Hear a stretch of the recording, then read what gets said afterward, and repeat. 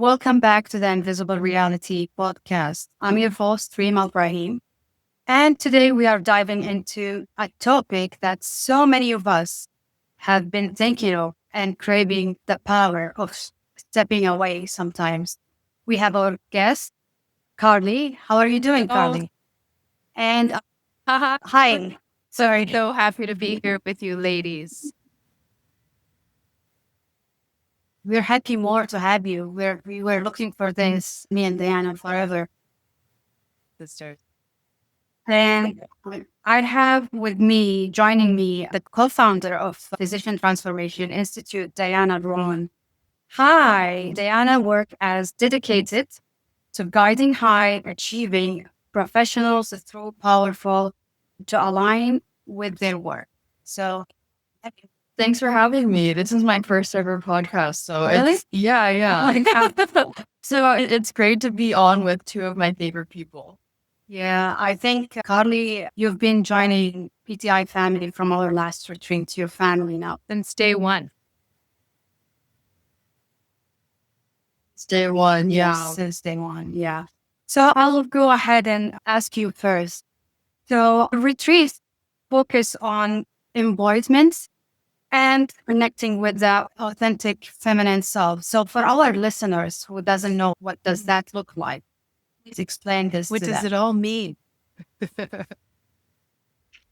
And also a little self-introduction Yes. too, for those who don't know you That's yet. super cool. Thank you. So I'm Carly, and I've been guiding yoga and wellness retreats for maybe 15 years now. It's kind of crazy to say that.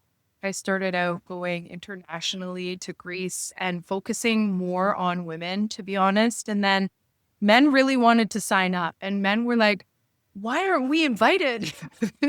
So It's nice. More awareness to the men's section. exactly. So I definitely revisited that and opened it up. And it aligned perfectly too with collaborating with my husband, Alejandro. And so now the two of us lead retreats here in Paradise, which is Puerto Vallarta, Mexico. And we're so happy to be here. We live here pretty much full time. And it really is a zone where people come and just reconnect to their hearts, to nature. What that might look like is jungle or ocean or mountains, because we really do have it all here. So if there is a draw or a calling for people to come to Puerto Vallarta, we always say answer that calling. And it's a pleasure to host in our home, which is Mexico. So basically, on our retreats, it's again reconnecting with a part of yourself that sometimes we forget about or lose touch with in the busyness, chaos of a loud, busy world. So, what we offer is a retreat to slow down, to connect to your body, to move your body, stretch your body. And that might look like stretching or yoga. It might look like going in the ocean and swimming in that, salt water to connect with that element. So, we do have an itinerary, and we also have an openness and element of go with the flow, because we trust that our guests, they know what they need the most. And so a lot of that time, it's being surrounded with people who care just about health as much as they do. Awesome. So you want to say? Yeah, so I'm curious about your origin story and how you got here. Wow. Oh, that's a great question. I think Like a different totally it's background, true. It's right? true. Yeah, I feel like I combine the best of all worlds, and it's a blessing that my path led me here. And I'd say that I got here through the school of hard knocks, quite frankly. I've fallen down so many times. And I'm not ashamed of that either. I wasn't always leading this path. And there was a time where I once woke up and felt like, who am I? I'm a bit lost. I feel alone. I feel frustrated with society. Like, what's really going on? And so I started to develop and nurture a connection, a reconnection with my own self and rediscovering who I was before kind of society told me to look a certain way or act a certain way. And so I think it's always ironic because we often serve the medicine that we ourselves need. So I'm a living case of that and a billboard for the turning point because I had a really great turning point. So that's kind of my origin story. I drank a lot, I smoked a lot. I was really disconnected with who I was because I was suppressing pain that I wasn't ready to feel. And then one day I was just ready and I wanted to forgive myself. It wasn't about the situations or anyone else. It became a path of forgiving myself and really loving myself, or maybe it started with liking myself and then became loving myself in baby steps. And I guess I'm so passionate about helping others do the same. And it's not about me healing anyone. When people are ready, they always either come to our retreats or we cross paths and we call it a synchronicity, whether it be through breath work, yoga, meditation, because just as much as important movement, mindful movement is, so is stillness because it's the stillness that speaks the answers we seek. Even when we're working out Mach 10 and it's beautiful to tone muscles and do some cardio and strength, it's also equally as beneficial to get still and really listen, not with the ears, but with the heart. And what is the heart saying when we're not distracted?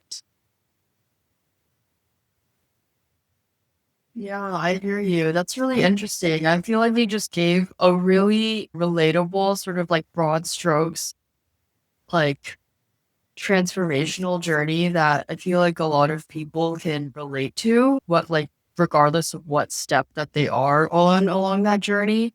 And then for me personally, I'm always curious about like the specifics to that person and like exactly like what did their journey look like? Like at what age did you feel this transition and who were the influences to ignite that? And so from my understanding, you are from Canada originally, right? And then somehow, I don't know how, but you became a makeup artist and you were working in LA for a while with celebrities, right? With some of like the hottest people probably in the world who were super popular. And then you had these experiences that I guess it sounds like from what you were saying, the pain became Purpose. to a point that you didn't want to tolerate anymore and you're ready for something different. So can you tell us a little bit more of like the details about what that journey for you was like personally? Thank you so much. Thank you so much. It was most New York. I was working as a makeup artist, and I really loved my career at the time. I really did. It was exciting, and I got to do art on people's faces, and that was my expressive or way to express myself and create creative energy. But it got to a point where I felt like I was just covering up people's blemishes and I wanted to go deeper. And the story goes, I was actually doing a royal wedding in India. And it was such an opulent, grand experience. There was over 5,000 people there. I'm literally working with royalty. And the codes of abundance streaming. It was brand new for me to be at that level, but I still wanted for more. It was so interesting. It was like this apex moment. And I was like, but it's just all topical, and all of this gold and, the most lavish curtains that probably weighed 100 pounds that were laced with gold. And I knew that there was something yearning inside of me to go deeper. And I was 25 years old at that moment in my career. And the next day we finished up maybe 5 days of working consistently. There was many celebrations in that week. And I went to the Taj Mahal and I was standing in front of this wonder. and I blinked. In that blink, full lifetime flashed before my eyes. I had an instantaneous past life regression of 90 years in one blink. And I downloaded the knowing that there was more to life and that what I wanted for was real, that I wanted to go deeper. And it was whatever languaging resonates with you, God, source, universe, showing me something in a blink of an eye where after I opened my eyes, I remembered, oh, I'm here at the Taj Mahal. It was like a moment of alternative realities and shifting. And then I knew that I had to change everything. And so what was that process of change like for you? Dare I say, all and very sloppy.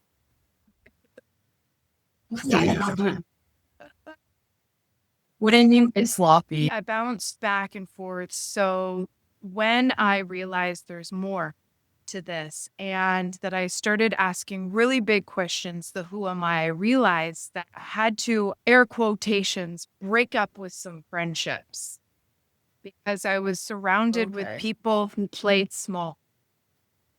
And I was going to stay small. And so it came with the pain of goodbye. And in that sense, I felt sloppy. I felt alone. I felt disconnected, discombobulated. I went from drinking a lot of alcohol to not drinking any alcohol, struggling with craving, and then realizing now I have to feed my body real nutrients. So what's real food? And I started eating natural, alive, good quality foods pretty quick, sourcing real water, structured water, not drinking tap water anymore, not using chemicals on my body, changing my cleaning products. So it's like one thing led to another and my ball of momentum really got rolling quick. But I didn't feel graceful and I kept falling back and binging and then feeling guilty for binging. And, now realizing give yourself grace in those moments of transition of pain because growth never happens without pain. That's why we call it growing pain. So I was growing fast and I was experiencing pain along the way and missing my old life and missing my career. And I identified with the title of being a makeup artist, not having to pay for certain things and being connected in certain networks and realizing all of that had to change. Quit my profession overnight. And I missed all of it. And so that really became the catalyst of a very big change. And it felt like I was being pulled 10 feet back like a slingshot.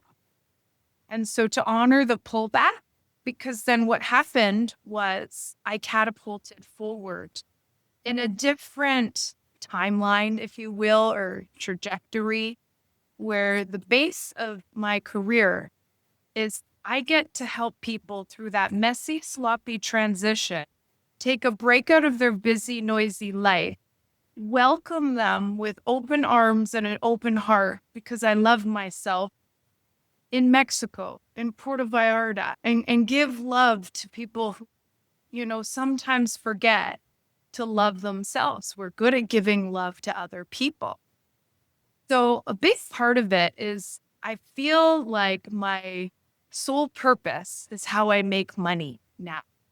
And somehow that alignment happened where I was making money in a way that I just didn't feel aligned on a bigger, it was just superficial. And don't get me wrong, I had so much fun doing art on people's faces, right? My canvas was skin and people would talk on their cell phone when I was trying to do their lips.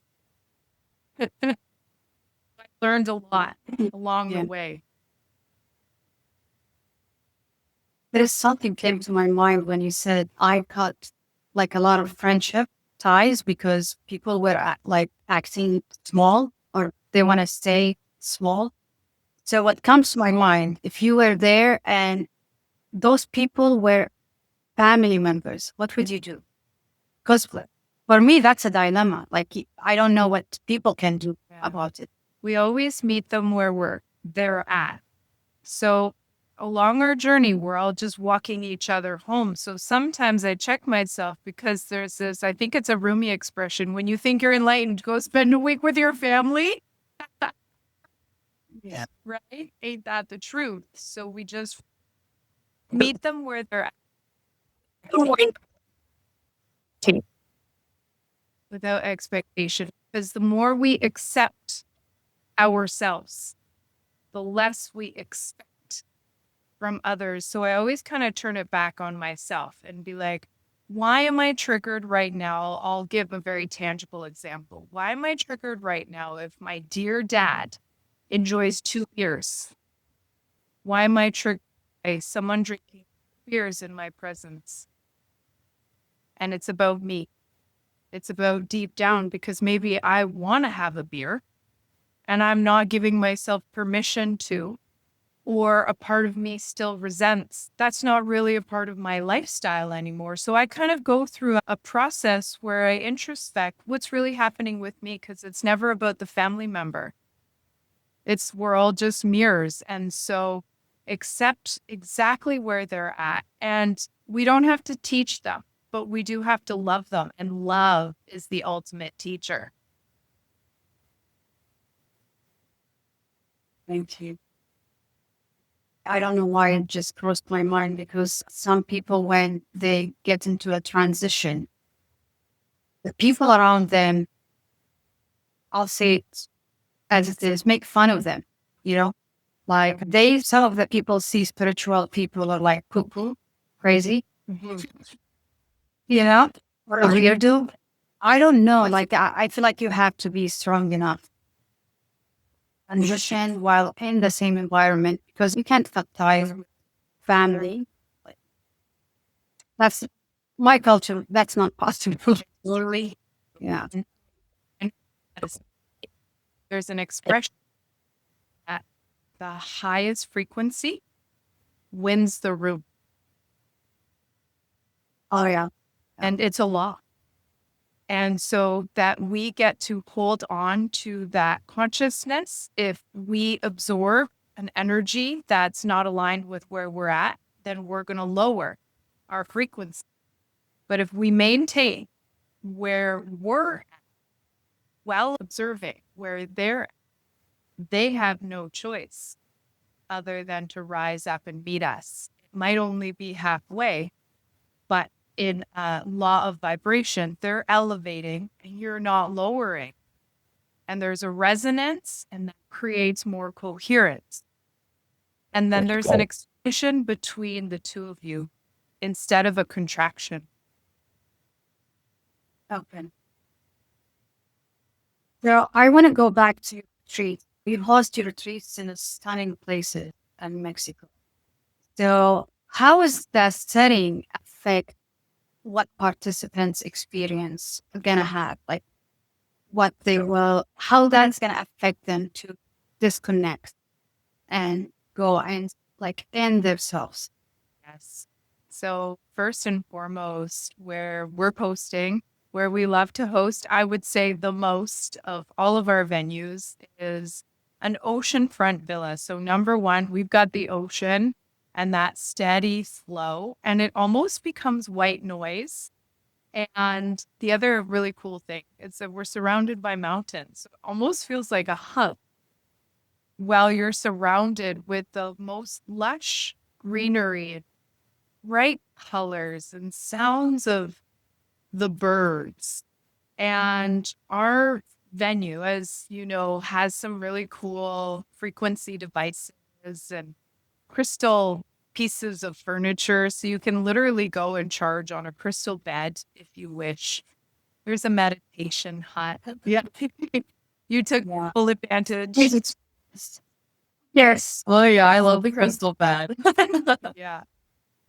Yeah. So, and you're right, the environment is quintessential in the sense that you want to feel safe and contained, especially if you're going to go do some healing work. Because oftentimes what happens with the healing if that's the intention, maybe the intention is just to have fun, and that's so valid too. But let's say we have the intention to let go of a limitation, a grudge, judgment, that there will be a shedding that takes place, and you've got to feel safe for that, because these sheddings often are paired with an emotion, and that might look like tears, so we really do hold space, and we wish for people not to hold back throughout the process, and there's space for other things that are not necessarily just all presence and empowerment and joy, that we also hold space if someone needs to have a release.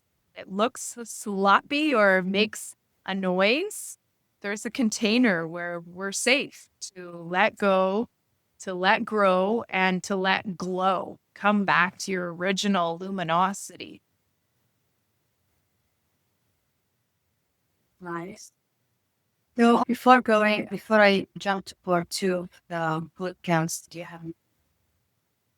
Yeah, so it was great hearing how you talked about your own personal journey and like what you noticed along the way, especially from that transition to having makeup artists be such a strong part of your identity, having that momentous flash of like everything is about to change, and then having your sort of like physical life catch up to that more expanded sort of like perspective that you were able to carry after your experience at the wedding and at the Taj Mahal.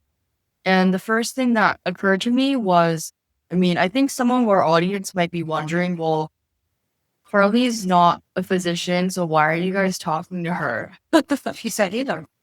And like to us, it's very obvious because we've been able to spend like some amazing quality time with you. You were our like retreat mama, basically, right? Like really setting the scene, the environment, making sure all the operations of the retreat were going really smoothly. But more importantly, we were able to like really be in your presence and feel your energy and the way that you carry yourself in your perspective. So the first thing that came to mind is what you described is actually very parallel to a lot of what like healthcare professionals and doctors and specifically physicians who are our primary audience experience in society. Being a doctor, being an MD or a DO, it's a very lauded position. You get a lot of perks that come along with the significance that's assigned to you in society. And many people start identifying with that level of significance and they start getting used to it and they like it. And for good reason, very understandable that they would like it. And I think with the very high burnout numbers in our profession, where like 50% of people were exhibiting at least one burnout symptom, like in the recent years from COVID and still now post-COVID, I think a lot of also what's very difficult for people when they start experiencing the cognitive dissonance or moral injury of the way that they do their job, or a lot of the burdens that come with doing their jobs that they didn't actually want to sign up for. But then they're like, oh, can I leave? Can I do something differently? I think a lot of what also becomes difficult is, oh, maybe I don't want to be a physician anymore, but there are so many perks and so much significance in society that comes with being a physician. I've tasted this like nectar. How am I going to let it go? I think that's probably a very common question that people are asking themselves. Or another perspective could be like, oh, when I was choosing a career, I wanted something that was maybe interesting and fulfilling, but also provided me with a lot of this material benefits. I'm very attached to this, but I also feel like I want some sort of change. How do I like reconcile all of this? So I feel like your own personal journey also has a lot of parallels with what our audience experiences and goes through. Hearing you talk about your approach to the various healing modalities that you employ and the way that you design your retreat, to me, it's very obvious that because you've gone through the slop of expanding yourself and expanding the range of emotion you get to feel, expanding the perspective that you get to have, it makes sense to me why the way that you are resonates so much with us at PTI. And makes us want to do more with you, be more with you, and also invite more people who are curious about expanding themselves into engaging in that space with you as somebody who's been there, done that. And as all of us are still doing it and still doing that and still being there, still doing that, it's really rare, I think, in our current society to exist within a space where there is actual no judgment, there's no like value system being imposed upon you by somebody else. And the value of that is that you actually get space to be yourself, which I don't think many people really experience. Why do I say that? Because there's a certain role that you're expected to play at work. There's a certain company culture usually that there is at work that you're expected to fall in line with in order for things to go smoothly. At home, there's a certain culture within your broader heritage, or there's a certain culture or roles that are expected within your family. And so even when you have a few moments alone, there's still so much like buzz from this influence from your outer environment and outer people that it can be very difficult to sort of be like, let me like have some me time and feel myself again. Like you have all this extrinsic influence that makes it very difficult to listen to your voice and connect with yourself again. And so it sounds like so much of the value that you bring is also the difference between a vacation and a retreat, where your retreat is very intentional and you get to discover yourself again. And maybe you have reconnected with yourself, in which case you get to be with yourself again and love and play and enjoy, and also feel the whole spectrum of emotion and things that are available in this life. So that was what I gathered from everything that you shared with us today. What she was talking about was like, oh my God, I feel like this is my life story, the story of my life.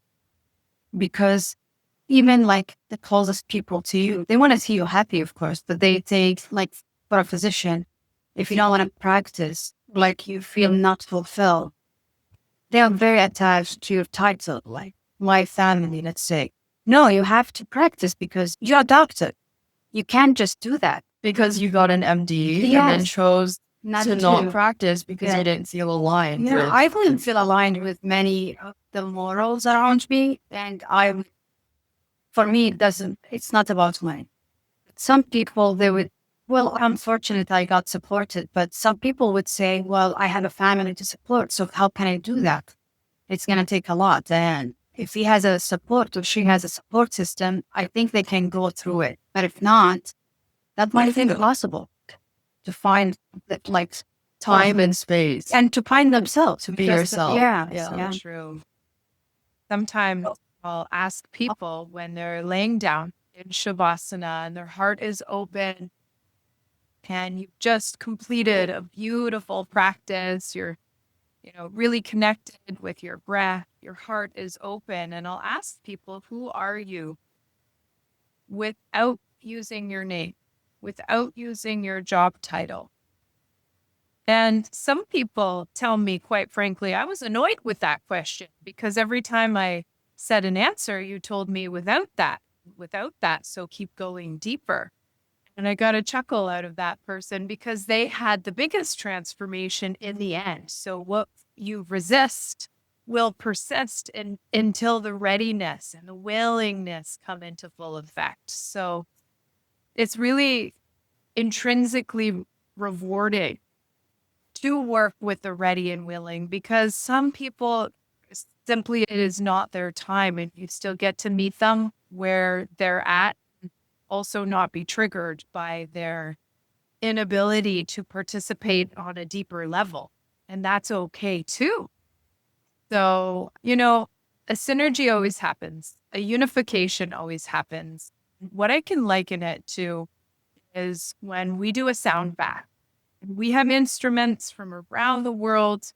And if we do a sound bath, say there's 10 people. At the beginning, we're watching 10 different stomachs breathe, move up and down at different paces, some faster, some slower. And then something happens at about that halfway point where all the stomach, all the belly will start doing this. And at that moment, that's when our work is just getting started because the unification has happened. So inevitably, that's going to happen on a retreat because even if someone is mildly triggering another guest, they're a mirror for what that person needed to see. And sometimes we need time, we need to be removed from our everyday environment where the stimulus stays the same, the routine stays the same. So now we're out of our comfort zone and we get to recognize ourselves in the other. And actually, we're more the same than we are different at the end of the day. And beautiful recognition as well. Some people, they don't know, like they get annoyed. Oh, you said they have to be willing. I think they don't know that, like they know that something wrong with them, but they don't know how to, that this is the process and this is the method, and they don't know the tools. They have no knowledge at all. So I think that's why they are not still willing. Not all of them, but some people are not willing. Some people has knowledge because the awareness is not there. 80% of is awareness. 80% is awareness. And a really great place to start for most people actually is breath. Start small. Just pay attention to when your breath shortens throughout the day. Oh, it's this moment. I inhaled and then I held my breath. So when are you holding your breath? Where are you giving your power away? When the shoulders tend to rise up, when we're driving. So we breathe, de-adrenalize, and just become aware once again so that they're things are part of us. Like you can't notice them. You think it's like like you're an autopilot. You know what I mean? Exactly. And breath can pull you right back. And that's the power of presence right there. We named our retreat because your power exists in the now, not in the past, not in the future. Even if you're in your head doing a task list, you're out of the present moment. What's alive right now? What is wanting to be acknowledged? And if there's a sensation in the body, to not disregard the body talk. Sometimes the body whispers, and then all of a sudden you've got a big giant knee pain, but you haven't acknowledged the fear of moving forward in life. To maybe quit the job or leave the relationship so you feel stuck. And your body starts whispering, and we disconnect from the whispers. And then it manifests into something more physical and tangible where you have no choice to listen. So if we really just listen to our breath and carved out some time just to breathe for 5 seconds, 10 seconds, that will turn into 20 minutes. And those 20 minutes will increase the quality of your life and sleep. And sleep, when you breathe consciously, it changes the mechanics of how you breathe when you're horizontal. So now all of a sudden you're inviting more oxygen in to interact at a cellular level, which we know that most diseases thrive anabolically. So when you're breathing deeper, your body is benefiting more. Physiologically, electrically, we're electrical before we're chemical. So breath can really shift a lot of things physically, mentally, emotionally. We'll create more of an alkaline environment. It's a really great place to start. Thank you for giving this tip for our listeners. So I'm thinking of your curriculum that you do in the retreats. You have breath work, sound baths, let's say the Ayurveda, wisdom.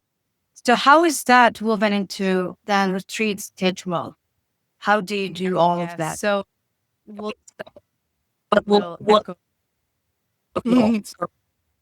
I think it's the network, yeah. That's Yeah, there is a hypo-cancellation, but we can send it to it. So that's a really great question. Again, it's all optional, and we make that very understood in our opening circle. We want to open our retreat as a circle, and we want to close our retreat as a circle as well. And there's sharing in that where we all get to state our intention and reason for being present there. And then we'll let everybody know day by day. The itinerary is going to kind of be like the journey of life. It might feel like a roller coaster ride. There is an option to do a cold plunge with my husband, Alex, and it's very cold and it can shock the body. And sometimes the mind in those shocking situations goes into a panic mode. So first, we're going to teach you how to breathe, and we're going to practice that breath, and we're going to introduce the potential to cold plunge. I would say 99% of people always do the plunge, and that 1% often even changes their mind after. They're like, okay, I want to do it, even if it's for 30 seconds. And they plunge, and they actually experience the shift that took over when they stopped listening to their fears, and their faith elevated higher than their fear because they were believing in their self, and they were believing in the power of their breath. And they weren't in the past and they weren't in the future. They were in the present moment. And some people will go up to 15 minutes. We've got that option, which is our cold option. And then we have a hot option as well, which is the té mezcal. And the té mezcal is so cool. Ladies, you will love this. It is a very traditional Mexican sauna, if you will. And it's built with a clay material called adobe in a perfect dome, which looks like a mother's belly, because it's all about the rebirth experience. You go in the té mezcal and you sweat it out for 4 doors. Each door represents a direction and an element. And so there's some drumming that happens, and in between the doors, there's little breaks with the option to leave, but most people stick it out all 4 doors and sweat it out, because that's when we get to leave something behind. Literally, physically sweat out what you are leaving behind with you in Mexico.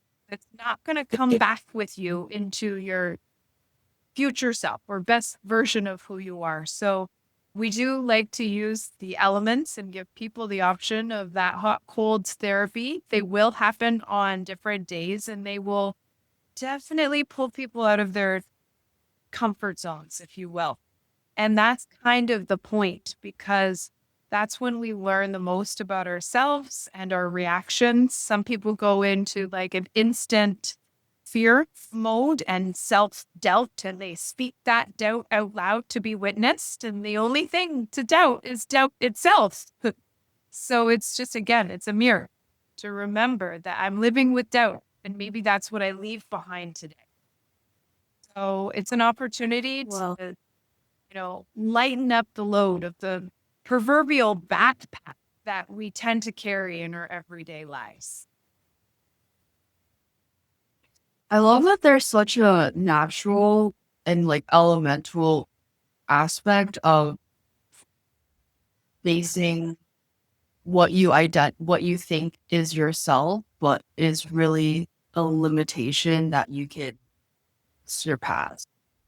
I feel like in our current society, there's so much that's like digital, and our society isn't exactly tribal anymore. I think it is in some ways, but like in terms of culture, like not really. And what I mean by that is, my impression is that like many cultures used to have a rite of passage into adulthood. There's like a very clear transition from this is like your childhood. Now you go through a rite of passage, you overcome an ordeal, and that is symbolic of now you are an adult. And I don't know, I guess like you just get sent off to college now if you go to college, or like you just start working a job. But I think this opportunity to have a rite of passage that is very much in line with what like Mother Earth has is an amazing opportunity to demonstrate to yourself that you are able to overcome something that seems like an ordeal and build that competence and confidence to go on and go forth and apply those same principles forward. I think I would have loved to have that when I was younger, You're talking, and I'm like, maybe next generations. Well, you have to have the knowledge and awareness first. Like, I would love to have that too. I would love it. But Yeah, maybe it would have like accelerated my like actual like maturity. Who knows? But and then to be able to have these like recurring experiences too throughout life. An opportunity also for that multi-generational passage of like culture and just talking through, thinking through ordeals and overcoming them and becoming closer to yourself. I feel like our society might even be healthier as a result, like you would have more connection, you'd have more like with yourself and with others, maybe. I don't know. This is the hypothesis. that's very important for kids. Yeah. And then things that Right. seem to be really frustrating and important, like maybe can just like fall off like faster, What do you mean? Like, for instance, on my drive here, I felt very stressed out when I was like triggered by a The situation that my cat sitter in New York City was going through. And I felt frustrated for various reasons because of that. And I didn't end up letting it go for like an hour and a half. It took me about an hour and a half to like let it go, and then be able to spend this like amazing time with you guys. And I'm like, oh, like, if I as I continue to practice, like consciously, like becoming aware, expressing, and then letting it go, like these things will be able to roll off of me more quickly and faster, in the future. A lot of things that I learned after like leaving home and going out into society and observing more about what happens like in school or in the workplace is that oftentimes there are conflicts that arise because people have certain perspectives on things. They have expectations about how certain things should happen, and sometimes these expectations differ amongst people. Yeah. And then reality definitely doesn't meet expectations sometimes. And so I hear a lot of like frustration being expressed or even not expressed, which honestly is worse. And so I just see a lot of like, The modern society are very sensitive to people expressing their opinion. You know what I mean? oh yeah, I know what you Yeah. I know what you mean. There's a lot of like chaos and a lot of like extra work that I see people doing as a result of getting caught up in something, not being able to let it go. Yeah. It's a very general description, but these are patterns that I see a lot of the time. Like Yeah. sometimes I catch myself very frustrated or stressed from anything. And I talk to myself like I should not go to bed with that. I shouldn't let that bother me. But most of the time I can't. Like I feel it physically, Yeah. It's hard. It's hard. Yeah. And like what I've noticed is that when you feel it to actually feel it and then express it, Yeah. for me, that's the only thing that works for like actually letting it go. And then when you tell yourself, no, you shouldn't feel that way, it ends up being a form of gaslighting. Where you're like, but I do feel this way. And I think what Carley was saying, like in the container that she made, she's like, it's not just about like, oh, eat, pray, love. I'm so happy and I'm so joyful. It's also about the slump. It's like, pain. I feel frustration. I feel anger. Here are all the things that have triggered me in the past 24 hours. Roar, let me get it out. And then once you get it out, you're like, okay, it's done. What's next? And like essentially like being able to talk this through now with you guys, I'm realizing, oh wow, like what Carly's describing and in the space that like she and Alex hold is an opportunity to sort of like practice that. You practice that in your retreat environment.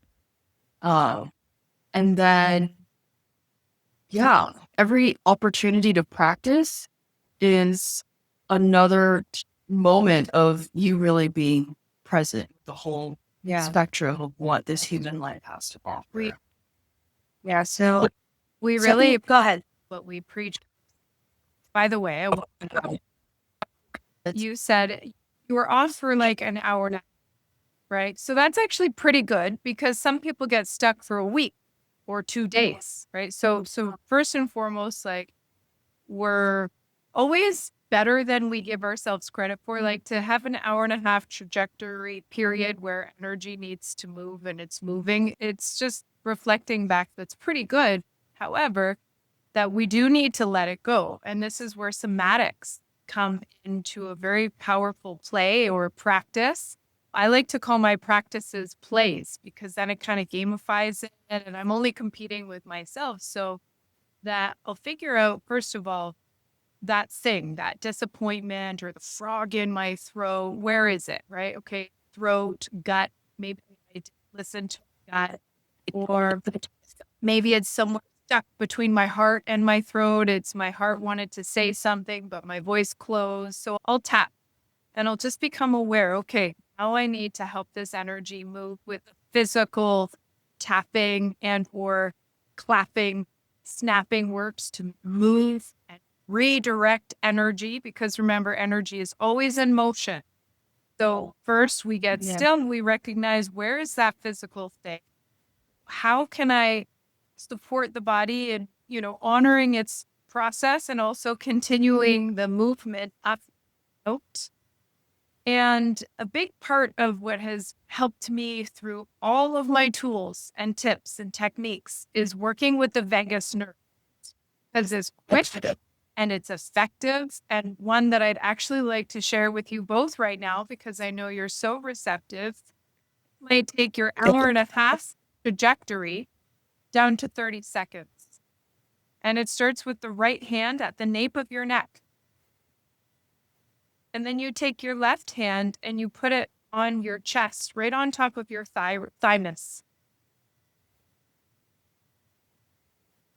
And now you can do this with your eyes opened or closed. I actually think that it's more helpful with the eyes closed. We're going to really feel into the electricity of the body that's happening in the pathway from the back of your neck all the way to the front of your chest. Between your palms, there's a figure eight happening. In that figure eight, there's information being passed from your occipital all the way to your heart. And you just remind yourself that you are safe, feel to heal. And then you slowly open your eyes and you remove your left hand and you remove your right and you've instantly upgraded how you feel. And that's like a light switch. It's called the electrics. The electrics is a move in energy medicine where you just allow the electricity to relearn or unlearn and come back to its homeostasis. It always needs to flow like this. And sometimes energy gets blocked. We have a in our throat. And that right there, it works with the electricity. And we are first electrical, second chemical, third magnetic beings. And so I use this tool often if I'm driving and someone cuts me off at the next red light, I'll just quickly honor the process.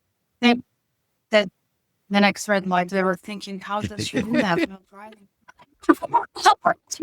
What's her name? Wow, that's so helpful. And then, so after doing that exercise, I was like, oh, like for what just happened for me personally, like before we started this session, I was like, oh, okay. I realized that like whenever I feel triggered, like it's some form of I do not feel safe. And I was like, what is the underlying belief behind why I don't feel safe? And right during, like sort of towards the end of the exercise and afterwards, it was, oh, finally, become able to be aware of the fundamental belief that triggered it, which is, if I don't get my way and I'm not in control, then I am not safe. And I was like, oh, wow, that's actually like a really valuable thing, because I see that pattern come up for myself and I can also recognize it in other people. And I'm like, okay, wow, I just like learned a really amazing like lesson. And so it's like, it goes back to, I think often we also say like, we already know, like the knowing is already with us, and it's about tuning into it.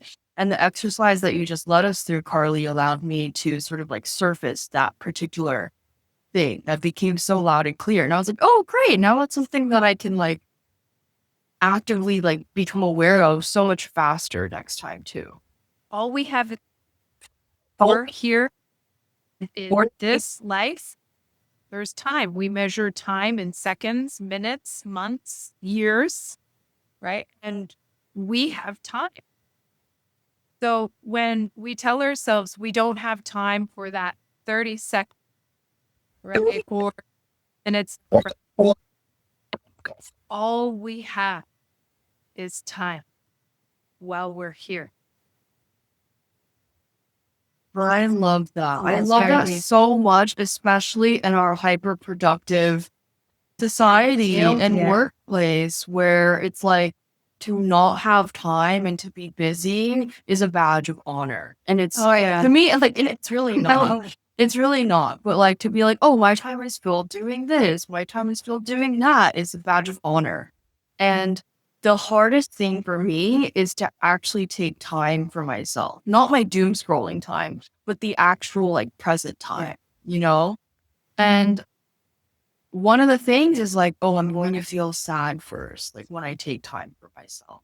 And it's because there's like a debt, you know, it's like, if you don't take time for yourself, at least for me, I'm like, there's this sort of like debt that builds up. And then once I finally do, it's like a wave of feelings and emotions that first feel uncomfortable. And then like I get into the more like present feeling. But if I have this debt from not actually spending that quality time with myself, just like with that exercise that we just did, then like I realize I start to feel afraid, anticipating the discomfort that I will feel when I do take time for myself. So you're scared of not taking time for yourself, because the longer you stay, The more pain I will feel in you're this. gonna go through that. Yeah. So this is so like noticing this has actually helped me a lot with when I get to work with patients too. I had one patient relatively recently who felt very anxious for the study that she was about to do. And she was like, it's going to feel so uncomfortable. Like, I'm going to feel so uncomfortable. Like, I feel so anxious. And she was like, downstairs, they were telling me that I'm going to be fine. I'm going to be fine. I'm going to be fine. But I just feel so anxious. I just feel so anxious. And I looked her in the eye and I said, you're going to feel anxious. You feel anxious. Yeah. You're going to feel uncomfortable. I'm not going to lie to you. This is going to be uncomfortable. At the same time, I'm going to coach you through it, and we're going to get through it together. And I could just see sort of like the light bulb going off in her eyes, and like her shoulders like drop a little bit, because it was when somebody acknowledged how she actually feels that she actually felt safer, instead of being like, okay, so I shouldn't feel this. I shouldn't feel it, but I do feel it. Yeah. So like, from being able to go through those exercises with myself and to spend time with myself, going through those repeated experiences of feeling pain, feeling uncomfortable, and then allowing it to pass, and then like transition into like that more peaceful space, I felt more comfortable being able to like guide her through that experience too. And I think that's really important for physicians, especially ones who like face patients or who interact with their colleagues and their team members, to go through, because ultimately, like, you, whether you like it or not, you're guiding people through an experience. From the nature of our job, it's a very harrowing experience for a lot of people, with a lot of uncertainty and thus a lot of anxiety or anger and a lot of very intense emotions that are elicited. And if you've been through the process yourself, then it becomes a lot easier, I think, to have grace for the people who are going through it. Set boundaries for yourself also to take care of yourself so that like you're not like, harmed in the process. And then to stay more centered, like as all this chaos is like happening around you. And also maybe feel less burned out because you're actually taking care of Now you yourself. said something important. Like you're going through the same thing, so realizing that makes you, I think, have like more passion toward the Compassion. toward the patients you see. Yeah. I'm like, yeah, it's going to be uncomfortable. Yeah, And then it's like, oh my God, it's going to be uncomfortable. Like, and then we'll get through it. Like, we'll get through it step by step. We'll get through it step by step. And then it's like, oh yeah, it's true. Like, it'll be uncomfortable. Okay. It's like, there's nothing left to talk about. It's well, like, I feel relieved that someone just acknowledged. I acknowledge Yeah. how she felt. Yeah, and like give her credit that you get to feel whatever you feel. We're gonna go. Yeah. Like denying the feelings, I think most of it human. We, as our mind try to protect us, we deny what we feel and we move on with all this baggage. Yeah, and I think that what really helped me also was like in my life, I was super like hyper focused on like productivity for most of it. And I valued productivity a lot of the times. I valued like achievement and outcomes. And so for most of my life, I really neglected what I considered to be like a more feminine side of myself, that like the moon and the tides, like your emotions that come and go and the sensitivity that you have. And a lot of that was then like stored in my body as like tightness and like dullness and like within my subconscious with like beliefs that didn't serve me. And when I sort of dove into that for myself a little bit more, and I was like, oh, this is actually like the feminine side of me that I've been like ignoring and pushing down for a lot of the time. I realized that when I brought more of that and acknowledged more of that for not only myself, but the people around me and including patients, like people felt better. Yeah. Like they felt like more peace, even though the situations are very harrowing. Yeah. Yeah. So talking about that, so the Physician Transformation Institute, we focus on high achievers or high performing people, mostly like healthcare professionals. So where do you see the biggest disconnect in between the burnout or like the professional self, the driven person, and the self-love, the authentic, like what Carley is talking about? What is the disconnect in between those two worlds? Where do I see the disconnect? Yeah.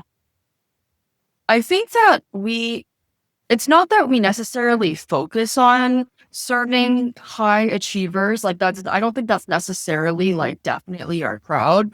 It's probably more of a pattern that people who tend to make it to becoming physicians and then like working as physicians, or like they're just in the space where they've decided to step out. Like you tend to have achieved things. Yes. Right. And so I think it's more so that than like we actively seek out high achievers.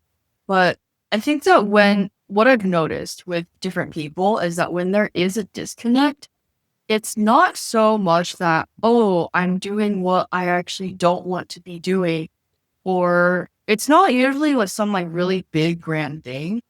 I think oftentimes it can be as simple as I like what my job is supposed to be doing, but I don't like the administrative burden of it. Like the way that medicine and healthcare is, the way that I spend my time, I actually do not like this. I think a lot of people feel that way because they do like doing what they do. It's just that a lot of time spent requires them to do things that they don't like doing.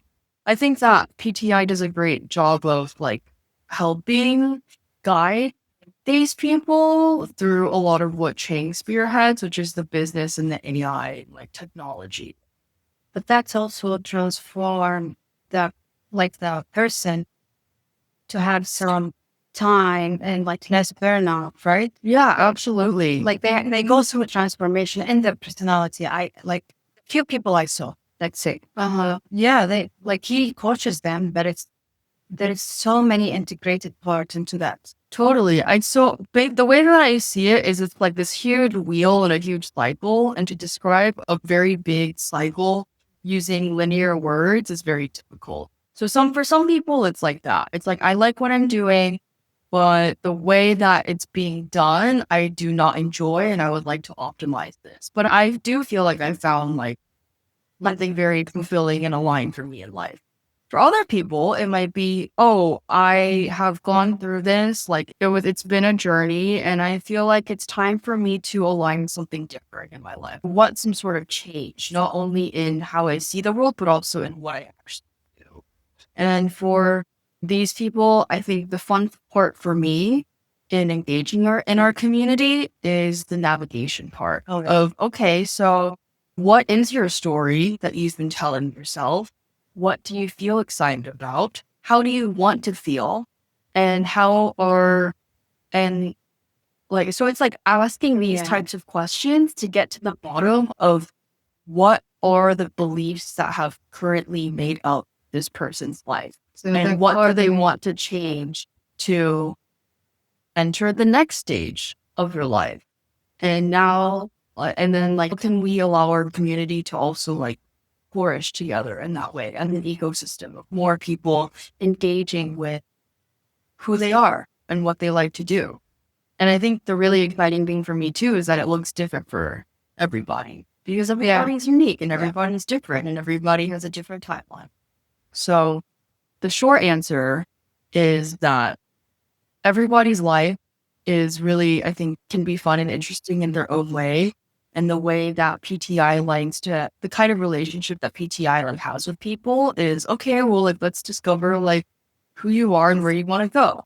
And then here are all the different tools ranging from business to AI, technology, spirituality, our community, our network, to move you along towards the lives that you would like to live. And so it's almost like a diagnostic and then like therapeutic / like management process for physician healthcare professionals.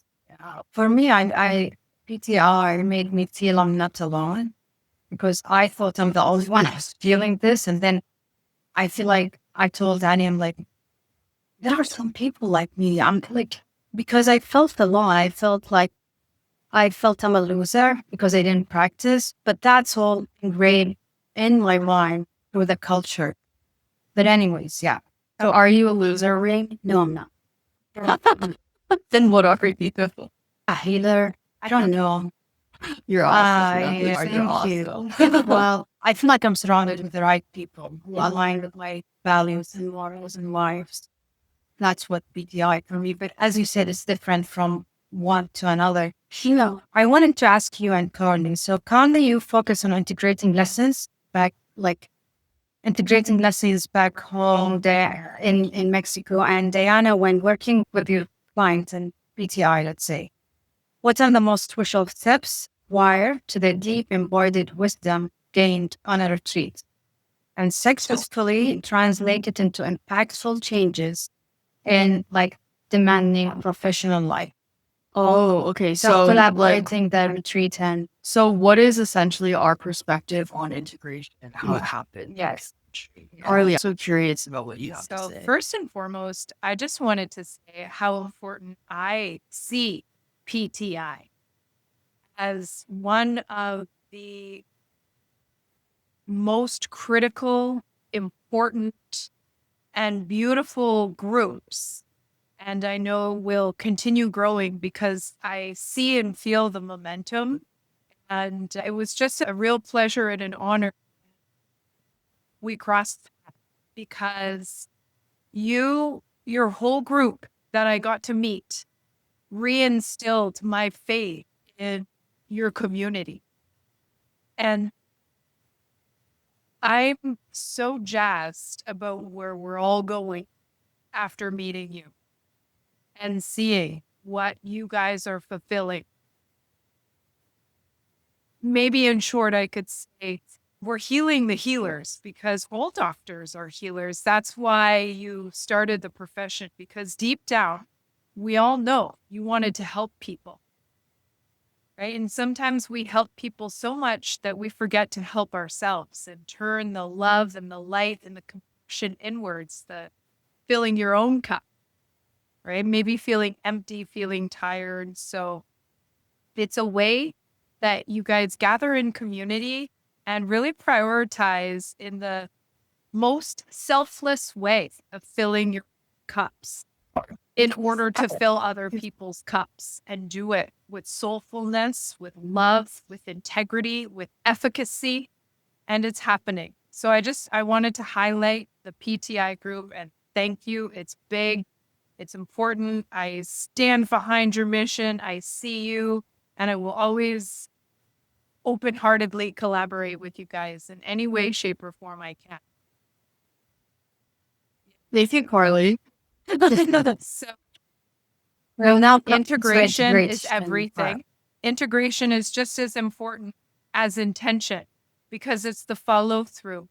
And part of it is action, and action can't be the same. It needs to be different than the actions that we took before when we received the results that we no longer wanted to receive. So an upgrade, an upregulation needed to happen. And so it's really making a commitment to yourself, your own eyes in the mirror, and doing a golden handshake with your higher self and committing to consistency. You can call it a ritual, you can call it a habit, whatever you want to call it, but believing in the reason why. Because how can I do that? How can I achieve this goal? How could I be worthy of this intention? The hows actually don't matter when we stay focused on our why and believing that we're worthy of our why, because it feels good when we think, am I worthy of this? It just simply feels good. So then our only homework becomes feeling good, feeling we're worthy of our intention to be integrated, because our cells replicate every second of the day. And that replication is outputting information, genetic expression. And are we living out our divine genome?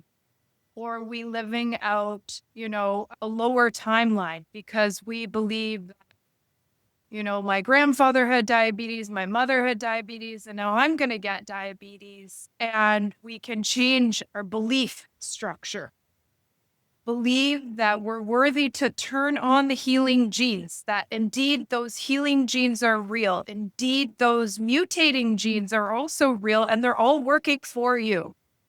So not to turn on the body, not to turn on yourself and sabotage the integration, because that whole old self is going to want to come forward right when you're making progress. Experiencing growing pains, because the growth never happens without the pain of saying goodbye or the old identity. One of the most powerful integration exercises I ever did, and I always give this option to, it might sound morbid, but it's not, to write your old self a eulogy. Who I once was. She was so epic. Working with celebrities in New York City, she was so awesome. She fulfilled that element of a small dream she wanted to play out. She deserved a eulogy. So who was she? And why did I deserve to honor her? Because someone else would have honored me, even though I knew that I needed to change, I needed to grow. And now I'm fulfilling that by integrating. So it's a really valuable exercise to write who you once were, a eulogy, and honor that version of yourself without resenting, without judging, because there is a lesser conscious version of myself. And tomorrow I'm going to be even wiser than I am today. And I'm not going to hold it against myself. Why did I not make this choice? Why did I do this? To really stay in trust. And trust equals surrender. So I'd say keep surrendering in the integration process, because it brings up the shadow, it brings up the sabotage, and it also confirms along your journey, you're going to get synchronicities, you're going to get glimmers. Some people call them a download, some people call them an upload. May we have the grace to know the difference, to stay on our path when the tough gets going, when the triggers are still in our environment. Does the situation warrant a new version response? That's when you know you've integrated what you needed to integrate. And then we peel off the next layer. So I would just say to do the work, to make a commitment, to stick with it, and rise above. I always say we rise in love. We don't fall in love. Fall means gravity. It kind of has like a weightedness to it. But when we rise in love, then also we're calling each other higher. We do that in our partnerships. We do that in our friendships. And we call each other higher in love, not in the name of shame, right? It's in love. So to do that to yourself as well, I think that's the real place. So in the mirror, I think mirror work is pretty powerful. So to lock that gaze every day, remember that you're becoming who you were born to be. Yeah.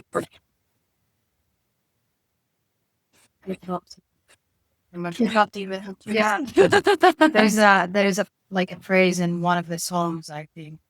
It says, I'm gonna live what it was born to be or something like that. Oh, yeah. Was it golden? It's in golden. Yeah. Well, we're talking, I think we're talking about something you don't know. Send it to me. Right?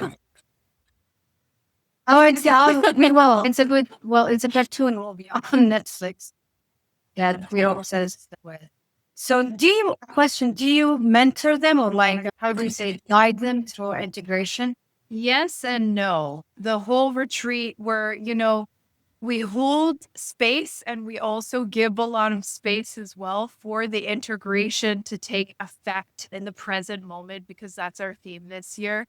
And then after our retreats, I tend to keep in touch. No. A lot of our guests as well. We never just drop anyone like flies, that's for sure. And I think it's kind of like school. Once the school ends, your real education begins. So once the retreat ends, the real education begins, where we get to put into practice all of the tools and techniques that we learned together. And that network is always there. And, our hearts are very much connected telepathically.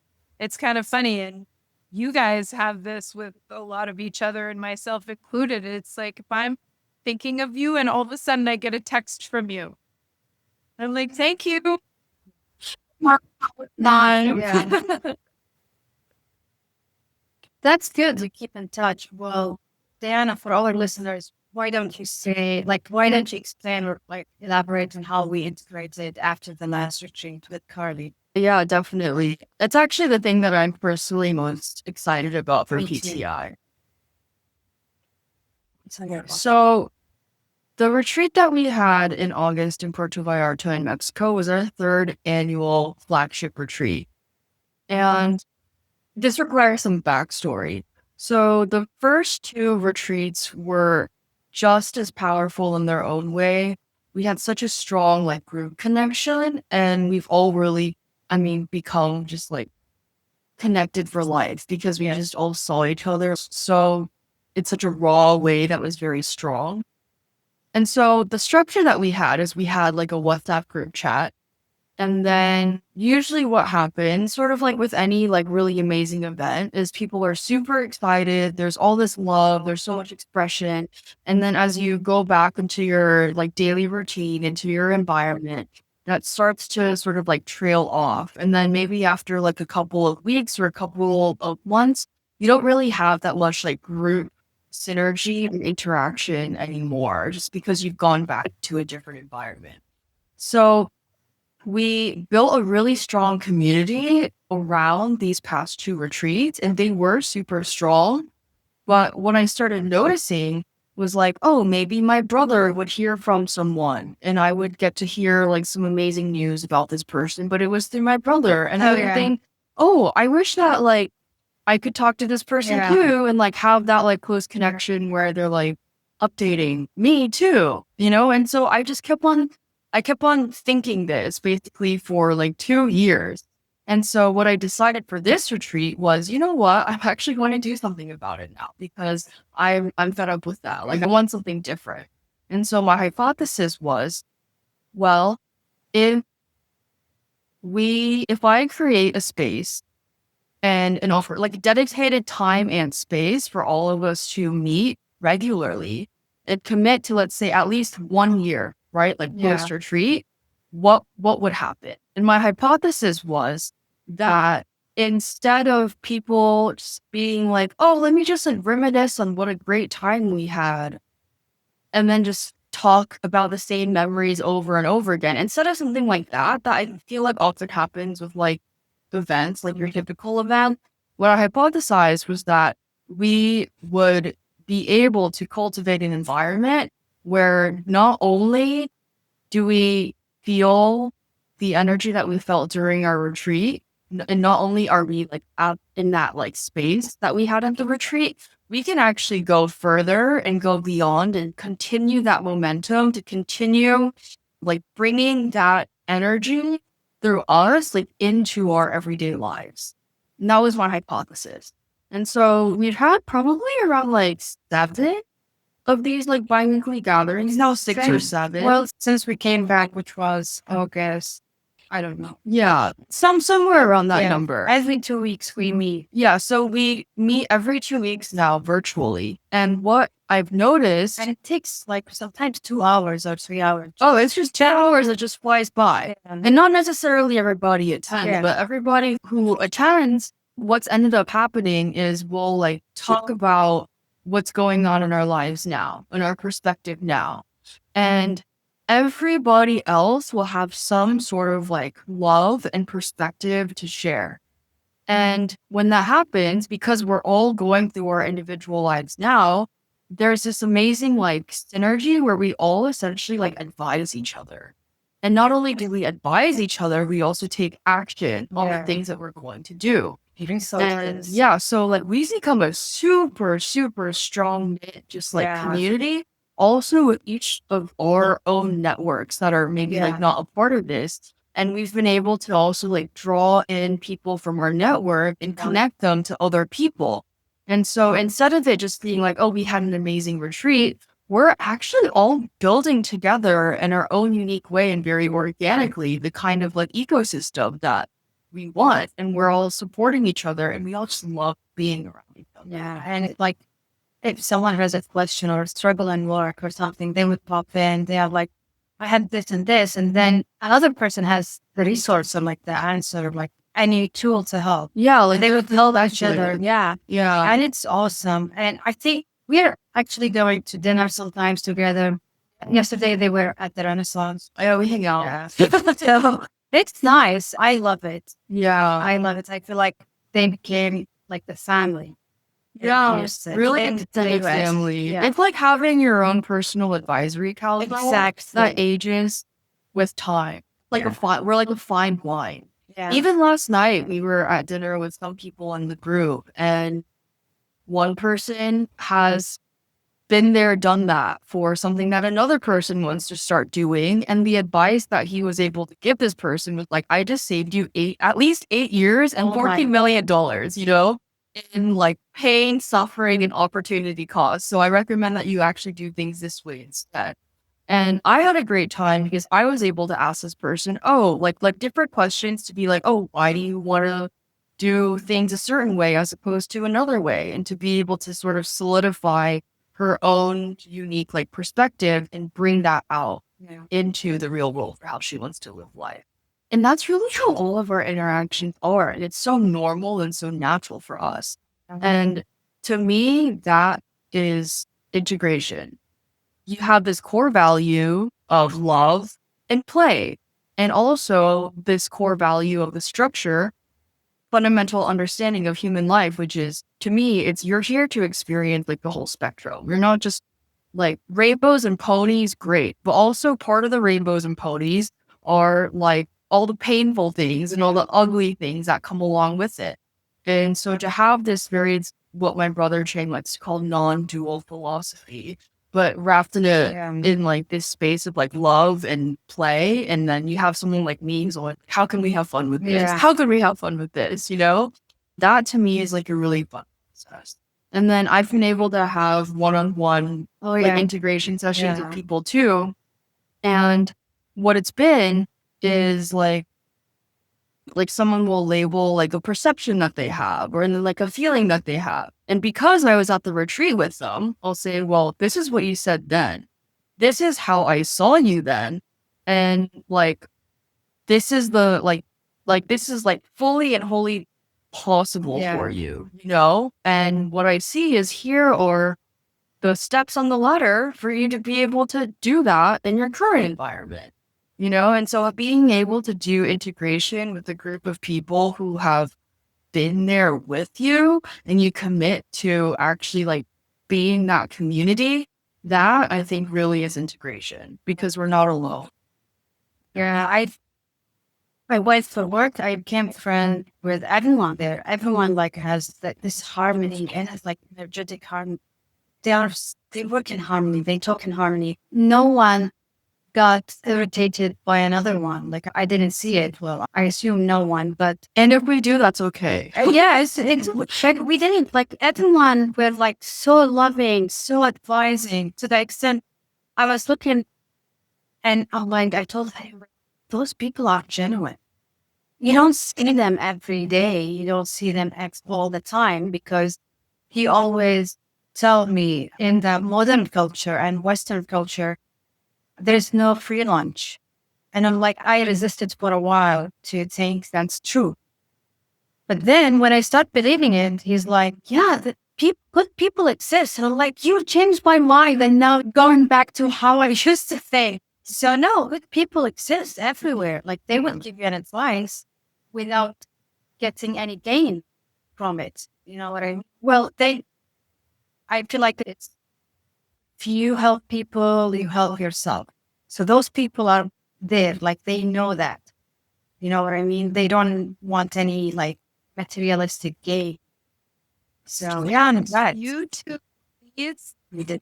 I have never hosted a retreat with a group such as PTI where so much love and support and synergy existed. That's why I inched my way in on day one. I was like, this group is different. This group is better. I'm in. Yeah, you were from day one part of the group. We want to have you in Houston whenever you decide to.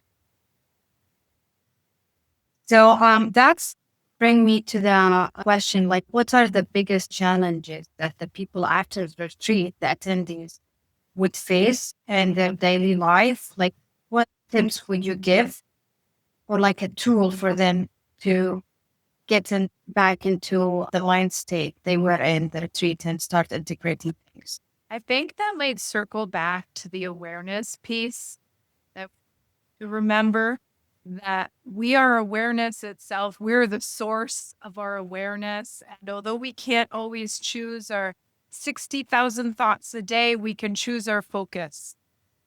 We can focus on the thoughts that actually are in alignment with who we're becoming.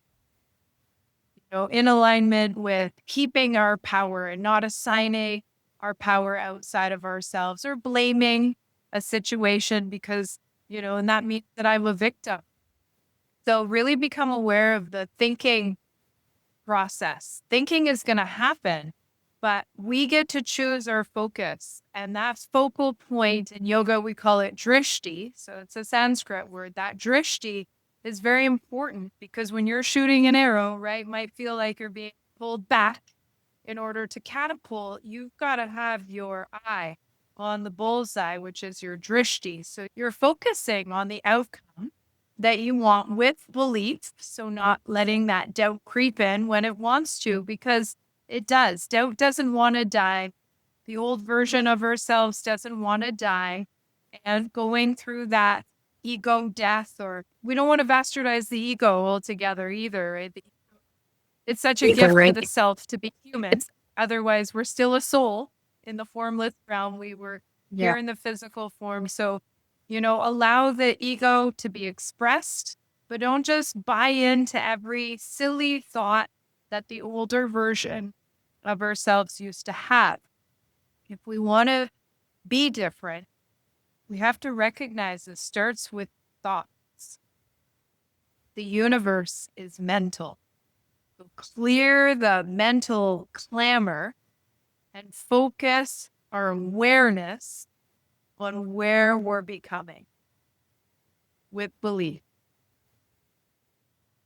So I think it's part of it. It's mindful thinking, like be mindful of what thoughts comes to your mind. We forget most of the time, but try to practice mindfulness, maybe. And there's a difference between having the mind full and being mindful. So it's one or the other. So typically, if my mind is full, I come back to the mindful piece. And I just choose one thing that feels good. So sometimes it's just like choosing better feeling thoughts. I get to choose those and focus on those in the moments where I'm having a hard time, not bypassing anything, acknowledging. Sometimes I need to express it with a stop or a shout or a pout, and then I let it go. So stomping your feet actually really does work. You need to see fat. Every time I told her to do it, I'm like, I don't do that, please. So now I can allow her to do it. Not tantrums. Well, we're not like we covered mostly everything, but I'm wanting to ask a couple of questions, like what's new in your work, and for Diana, what's new for our work? One who is listening and You want to interested. take that one away? Which one? Oh, me? Oh, yes.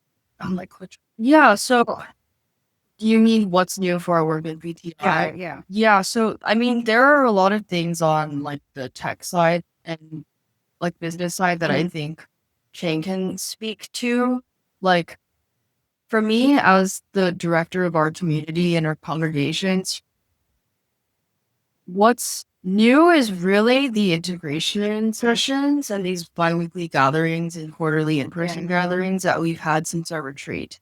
My particular focus is really bringing more people together in a present way. That I think is ultimately what all of this is for. It's to be able to be present and connected with yourself and with the people around you again, and also with our environment, whether it's nature, whether it's your home, like wherever you are.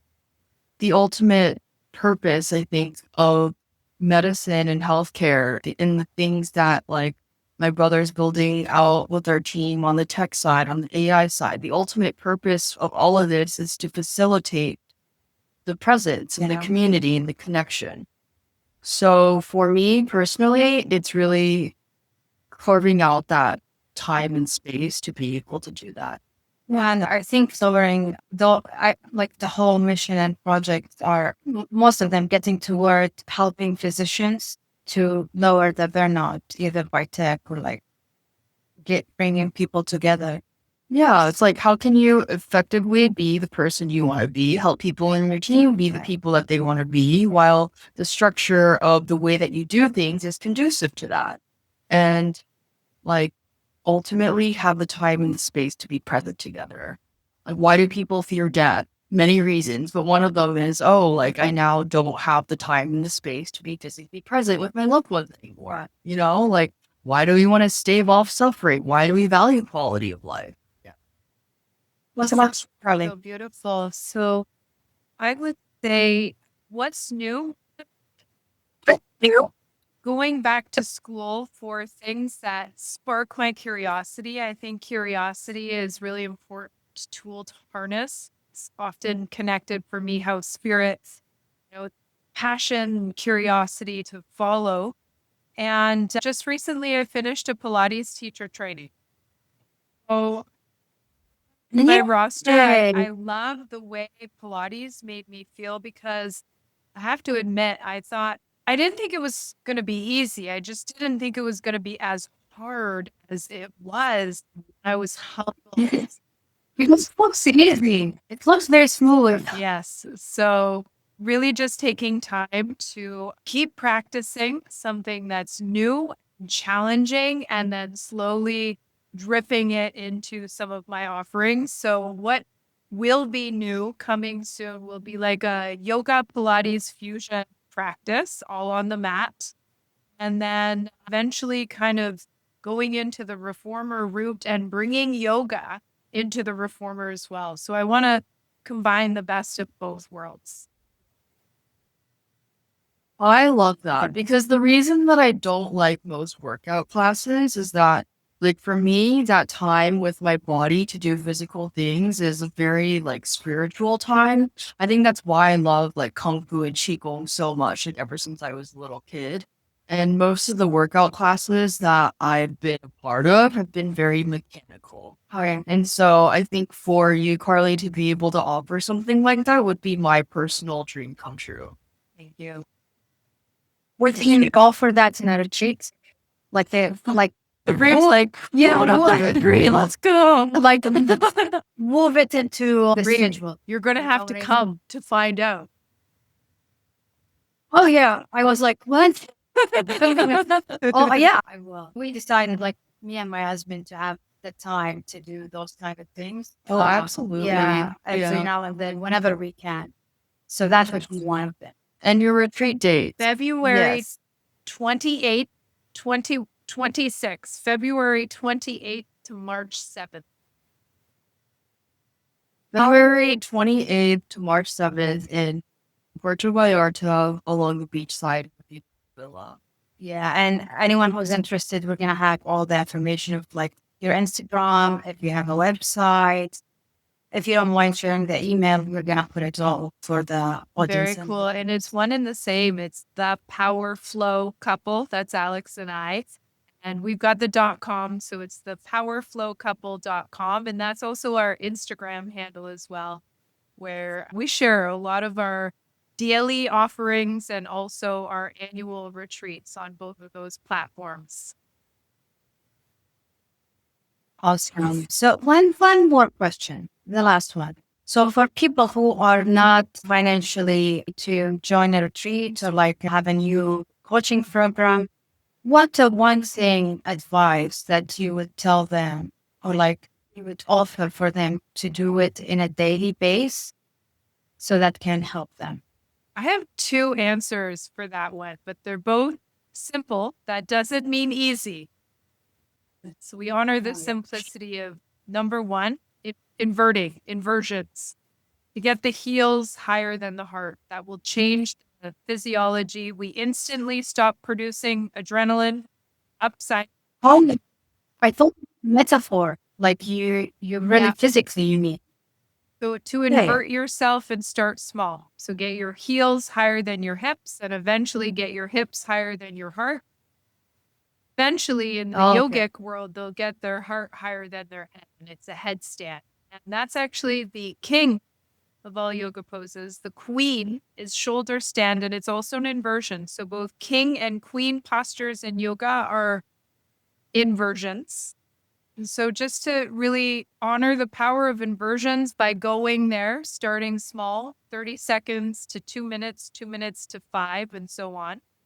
And then while you're inverting, my second answer is meditating, but it doesn't necessarily have to look like your stereotypical picture. You can do a mudra. You don't have to do a mudra. It's just being present and honoring the moment, and don't let the story or the program of your mind carry you away, and just be really with yourself. So my two answers are inversions and meditation, whatever form of meditation suits you in that moment, to go there.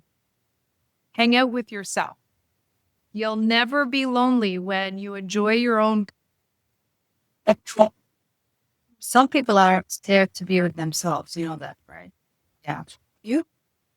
One of my worst fears is, like, being alone and just floating out in space. I'm just gonna be alone. No, I mean with their thoughts. Well, I think that's also part of it. Oh my God.